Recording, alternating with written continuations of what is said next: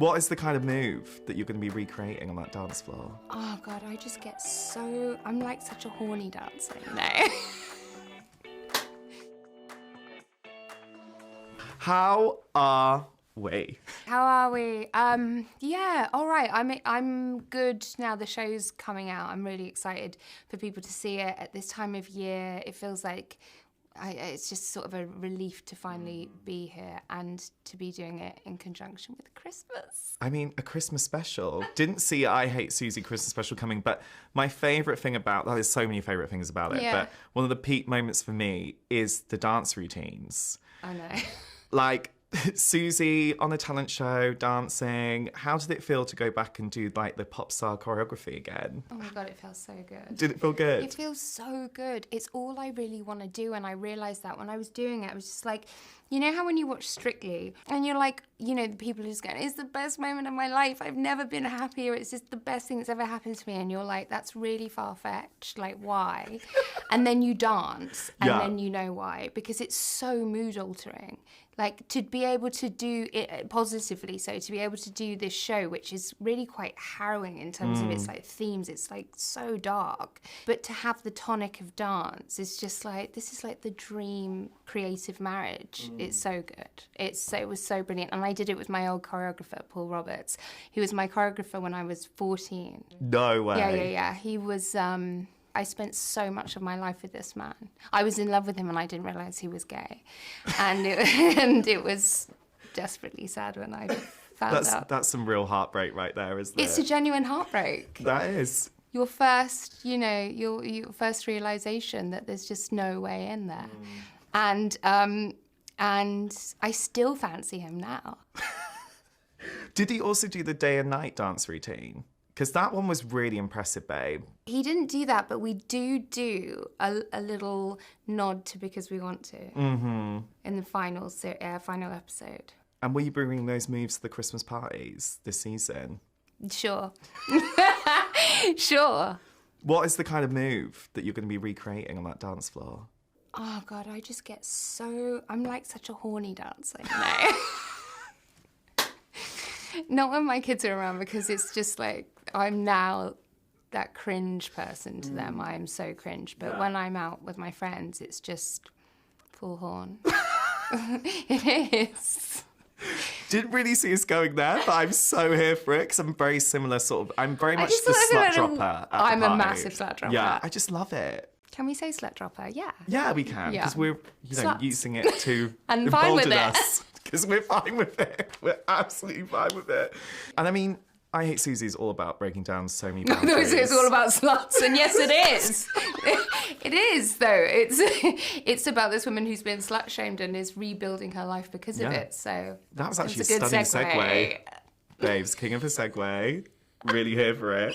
It is kind of like a love letter to not having your shit together, really, isn't it? That's what I love about the show. That's a nice way of looking at it. Well, it makes me feel a lot better about not having my shit together. Well, great, because that's, I mean, when people sort of say, what do you want people to take away from this? It's like a sense of relief. I mean, which is hard to say because the show is not a relaxing thing to watch at all. If anything, it's like, you know, horribly demanding. But if you can connect with it and feel somehow less alone, I mean, that's just the whole point, isn't it, of creating anything? 100%. And it is kind of about her kind of taking control of her own narrative. Yeah, this series. After hitting rock bottom. Yeah. Which is great to see. Yeah, and she's got some like agency this year. Yeah, she's got her agency, she's directing her own narrative. When do you feel like you took control of your own narrative? Literally 5 years ago. I'm serious. Like maybe 7 years ago. It takes a lot of courage to do that. It takes a lot of, if you haven't grown up in this time where you've been conditioned a certain way, it certainly took, maybe it took me longer than others, but it took me a while to get to a point where, and maybe that's just age as well. I was 40 this year, so maybe these sort of strengths and the convictions and the desire to speak honestly about who you are and how you feel is something that happened quite late for me, but it's here now. It's here. How good does it feel to be able to sit here and say that? It feels really good. It feels really good now, but it's the quieter moments in the middle of the night where it feels most powerful, I guess. And I think the way that you bring anxiety to the screen is so powerful and it's very real. How much of a release has that been for you to kind of explore anxiety and mental health in that way? I can never work out whether it's a release or a relief, or whether it's whether I'm making it worse from playing it. Because at the end of the last 2 times we've shot I Hate Suzie, I always feel pretty rattled by the process. And I think actually if I look into that a bit more, it's because I've deliberately ramped myself up all day long for this role, that in a sort of a procedural way that I'm not even aware I'm doing. The relief is when you see other people connecting with it, but the making of it is anxiety inducing. How do you look after yourself in those periods when I you're don't. putting yourself through it? I don't. The truth is I don't look after myself. I'm not thinking about my self-care during filming hours, because otherwise I wouldn't film, because it's not conducive to a healthy life. Certainly not if you're in every scene, there's just no way. It's 14-hour days. And if you've got a family, it's just forget it. And I really don't want to sell people this story and push this messaging that in some way I have this snappy little version of life and work, and I've got that down, because I really don't have that down. I don't. It's it all slightly falls apart. Does any of us have it down, though? That's the key question. I don't know. But I mean that person.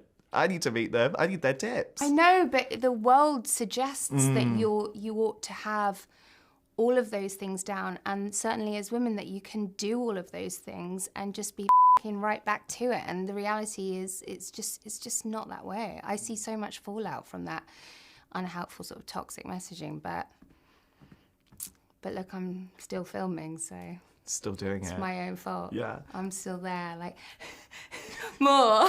I need to do it. Ugh, yeah. You feel to me like you're the most in your power you've been. Really? Do you feel like you're at that stage in your life where you feel like you're the most in your power? In some aspects of my life, I do creatively, but that's probably because you can control more of your work.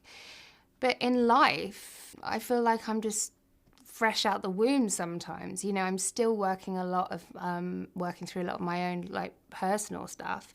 And in that sense, I don't always feel powerful. I feel possibly more present sometimes. I feel I've worked a great deal on boundaries. Oh, which comes up a lot in this. Yeah, because we're obsessed with boundaries and the continuing pursuit of boundaries, even though they are impossible. They're really hard. They're so hard. I had a therapy session and she was like, we need to talk about your boundaries. I actually said, what does the word boundary mean? That's how bad I was 7 years ago when I started.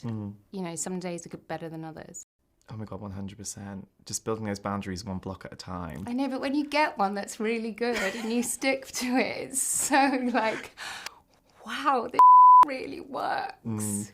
It does. But it's really hard, and everyone thinks you're a bitch, Does that kind of come into the whole everyday sexism that we as a society still come up against as well, do you think? Yeah, I would say that's sort of worse for women. But it's sort of something we all experience on some level.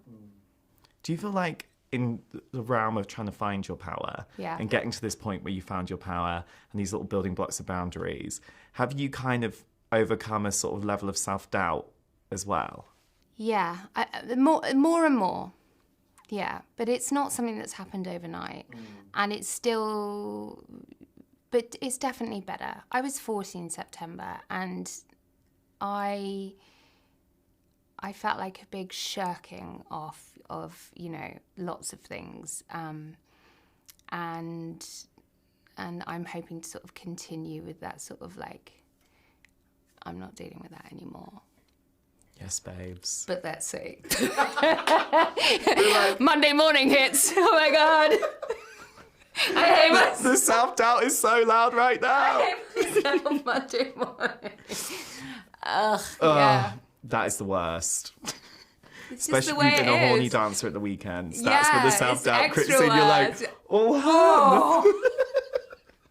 You've actually been in the public eye for 25 years. I heard that today. That's a silver jubilee. Hello. Where's the bank holiday? We need it. What do you think you've learned about success and failure? A lot. Annoyingly, I think you learn more from failure. Even though I love my work, I fucking love what I do,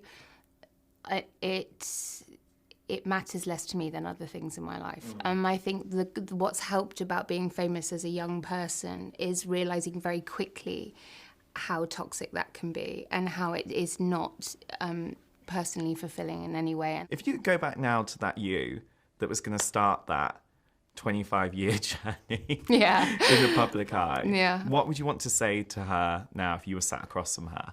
Calm down. Go home. We don't need to do this right now. Do you want a hug? Just, I would put the brakes on doing all of that as quickly as I felt compelled to, yeah. What do you think she'd say to you? I don't know, like, stop being such a Debbie. You know? She would. Yeah. It's so boring to hear someone say, no, don't do that. Yeah. Think about yourself. At 14, you're like, I want part of everything. Yeah. It's just a rite of passage.